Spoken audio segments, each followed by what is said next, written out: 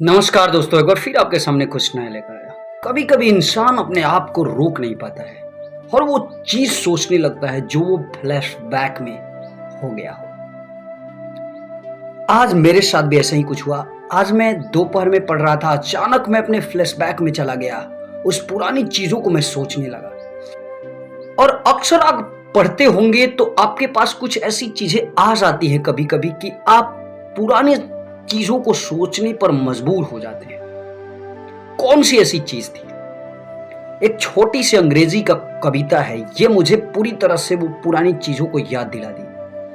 उस बचपन के दिनों को याद मैं करने लगा। और मैं यकीन के साथ ये बात कर सकता हूं कि अगर आप भी पढ़ेंगे तो डेफिनेटली अपने उस बचपन के दिनों को याद करना बिल्कुल नहीं भूलेंगे, क्योंकि ये है ही कुछ ऐसी। एक छोटी सी कविता जॉन ली के द्वारा लिखी गई ये कविता है। इसका नाम है रनिंग थ्रू द रेन। बहुत ही खूबसूरत कविता है। अक्सर इंसान जब अपनी पुरानी चीजों को सोचता है तो हमेशा ये सोचता है कि काश वो दिन फिर लौट जाती तो कितना अच्छा होता, क्योंकि वो दिन ही कुछ ऐसी होती है दोस्त, बचपन के दिन। अगर जिंदगी को आप 3 भागों में बांट दे, बचपन, जवानी और बुढ़ापा, तो 100 में से 99% ऐसे लोग ये सोचेंगे कि मेरे ख्याल से बचपन ही अच्छा है, क्योंकि बिना टेंशन फ्री, 1% का ना सोच, ना लोभ, ना लालच। कितना मजा आता है वो दिन, सुबह उठ करके वो चीजें। आप ये चीज जब भी पढ़ते होंगे तो उसे ध्यान से पढ़ेंगे तो आप उस चीज को याद करना कभी नहीं भूलेंगे, और ऐसा करना भी चाहिए। ऐसा करने से क्या होता है कि एक चीज है कि बहुत सारे हमारे समाज में लोग ऐसे होते हैं कि बच्चे से घृणा करना शुरू कर देते हैं, नफरत करते हैं। अगर आप पुरानी चीजों को याद करेंगे, आप उस बचपन को याद करेंगे, आप इस बच्चे को देखकर अपनी बचपन की बातों को याद करेंगे, तो हो सकता है कि आप बच्चों से प्यार करना शुरू कर दें। अगर आप में नफरत भर गई है तो फिर भी अगर आप इन बच्चों को देखते हैं तो आप ये नहीं बोलेंगे कि काश एक दिन मैं भी बचपन था और मैं भी ऐसे ही करता होगा। तो ये चीज मेरे ख्याल से सोचना भी बहुत जरूरी हो जाती है इंसान के लिए, क्योंकि इंसान कभी कभी उग्र हो जाता है कि बच्चे बहुत ही ज्यादा दिक्कत करते हैं, ये बदमाशी करते हैं, बदमाश होते हैं। लेकिन हमें ये नहीं भूलना चाहिए कि हम भी एक दिन बच्चे थे, हम भी एक दिन ऐसे ही करते होंगे। तो ये भी बच्चे हैं, ये भी आज ऐसे कर रहे हैं, कल ये भी सुधर जाएंगे, हमारे जैसे होंगे। ये तो जिंदगी का एक ऐसा पहलू होता है, एक ऐसा भाग होता है बचपन, कि जिसके माध्यम से इंसान अपने पूरे जीवन को सोच सोच कर ये काटते रहता है कि ये क्या मेरा बचपन ऐसे बीता। और फिर इसी बचपन को अगर जो व्यक्ति याद करता है वो अपने बच्चों को वही प्यार देने की कोशिश करता है जो प्यार उसे अपनी मम्मी पापा से मिला है।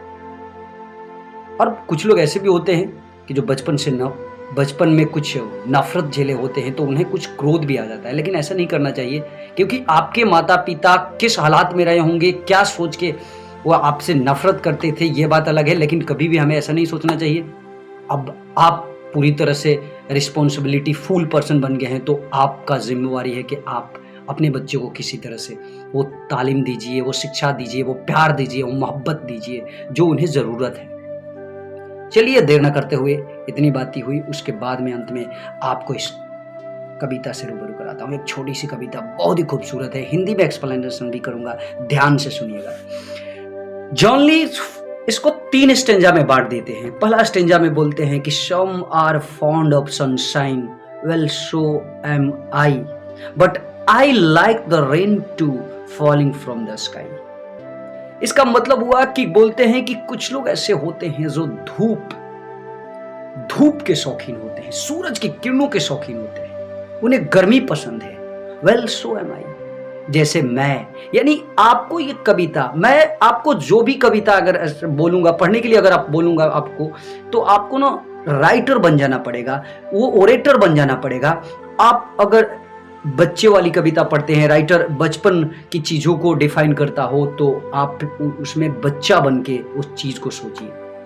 ठीक वैसे ही चीज़ें यहाँ भी है कि कभी एक बच्चा बनकर बोल देता है कि मुझे धूप भी पसंद है। बहुत सारे लोग ऐसे हैं कि जिन्हें धूप पसंद है, तो मुझे भी धूप पसंद है। लेकिन यहाँ कभी क्या बोलता है कि but I like the rain to falling from the sky, आकाश से गिरती हुई बारिश भी मुझे पसंद है। दूसरा स्टेंजा में कभी बोलता है कि for when merry April tips over hill and plain isn't it delightful running through the rain. इसका मतलब हुआ कि वो अप्रैल के महीने जो बारिश के बूंदे से पहाड़ियों को, उस समतल जमीन को भर देती है, कितना सुंदर दृश्य होता है उस बारिश के बूंद गिरती हुई बारिश में दौड़ते हुए चलना, कितना सुंदर लगता है। आप इमेजिन कीजिए इस चीज को। अब आप ये सोचते होंगे कि अप्रैल के मंथ में ये चीज बारिश तो नहीं होती है, ये जान लीजिए आपके देश में नहीं होती है, तो इसका मतलब ये नहीं होती है। ये जिस देश के राइटर्स हैं उस देश के वातावरण, वहाँ के पर्यावरण, वहाँ के क्लाइमेट को दिखाए हैं, तो याद रखिएगा ये भी बात। अगले स्टेंजा में बोलते हैं कि bright eyed little blossoms growing by the way, look up as we pass them laughing to say. इस भाग में कभी बोलते हैं कि जब बारिश की बूंदें गिरती हैं और जब दौड़ते हुए हम लोग जाते हैं तो रास्ते पर चमकती हुई आंख की तरह वो छोटी छोटी कलियां, इमेजिन कीजिए क्या कभी बोल रहा है, चमकती हुई आंख की तरह वो छोटी छोटी कलियां रास्ते में दिखाई देती हैं, वो जो बढ़ती हुई नजर आती है कि अब धीरे धीरे जमीन से ऊपर, मतलब अपने फूल बनने की तैयारी में है वो कलियां।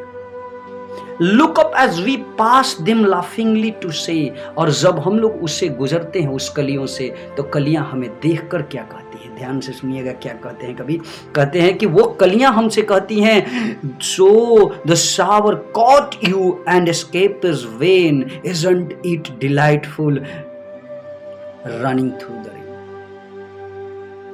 यानी कलियां बोलती हैं कि बारिश अब चारों तरफ से तुम्हें घेर ली है, यानी अब बारिश आ गई है, ये बूंदे बूंदे करके गिर रही है, लेकिन अब तेज बारिश आएगी, अब एस्केप इज वेन, बचना मुश्किल है, व्यर्थ है, कहाँ जाओगे, isn't it delightful running through the rain. अंत में ये बोलते हैं कि कितना खूबसूरत होता है ना वो नज़ारा जो ऐसी चीज़ों को दिखाता है और फिर बारिश से घिर जाते हैं।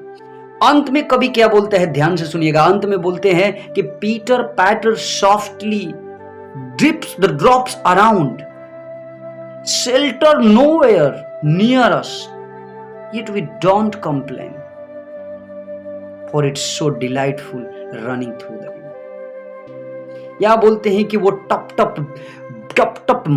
गिरती हुई बारिश की बूंदें चारों तरफ फैल जाती है, और जब बारिश आ जाती है तो छिपने के लिए कहीं हमें जगह भी नहीं मिलती है। Yet we don't complain, फिर भी हमें कोई शिकायत नहीं होता कि हमें कहीं छिपना है। और कितना खूबसूरत होता है ना वो दृश्य, दौड़ते हुए बारिश में इधर उधर, कितना मजा आता होगा। तो ये चीज इमेजिन कीजिए कि हम भी बचपन के दिनों में ऐसे किए होंगे, कितना खूबसूरत लाइन है ये। इसीलिए तो बोलता हूं दोस्त कि आप भी लिटरेचर पढ़ते रहिए, क्योंकि जब तक आप पढ़ेंगे नहीं तब तक कुछ करेंगे नहीं। अब ये मत सोचिए कि ये चीजें जो है वो जो सिर्फ लिटरेरी दुनिया में आना चाहते हैं उनके लिए ही, ऐसा कुछ नहीं है। अगर आप एपीजे अब्दुल कलाम के पढ़ेंगे तो वो एपीजे अब्दुल कलाम एक दुनिया के मशहूर साइंटिस्ट के रूप में, मिसाइल मैन के रूप में जाने जाते हैं। उन्होंने भी बहुत से ऐसी चीज़ों को लिखा और पढ़ा। उन्होंने बताया कि ये चीज़ आप उनके द्वारा लिखी गई किताब को पढ़ के देख लीजिए, जैसे इग्नाइटेड माइंड हुआ, उनका एक ऑटोबायोग्राफी है विंग्स ऑफ फायर, तब आपको पता चलेगा कि इस तरह के लोग भी ये सजेशन देते हैं कि पढ़ाई से बढ़कर कुछ नहीं है दुनिया में। इसलिए पढ़ते रहिए, बढ़ते रहिए, जब तक आप पढ़ेंगे नहीं तब तक आप अपने लक्ष्य पे कभी भी नहीं पहुंच सकते हैं दोस्त, यकीन मानिए। तो चलिए बस आज के लिए इतना ही, फिर मिलेंगे कुछ नया लेकर आपके सामने। तब तक दीजिए इजाजत। अगर आप न्यू हैं तो इस चैनल को सब्सक्राइब कर दीजिए और साथ ही साथ बेल आइकन को भी प्रेस कर दीजिएगा। नमस्कार, जय हिंद।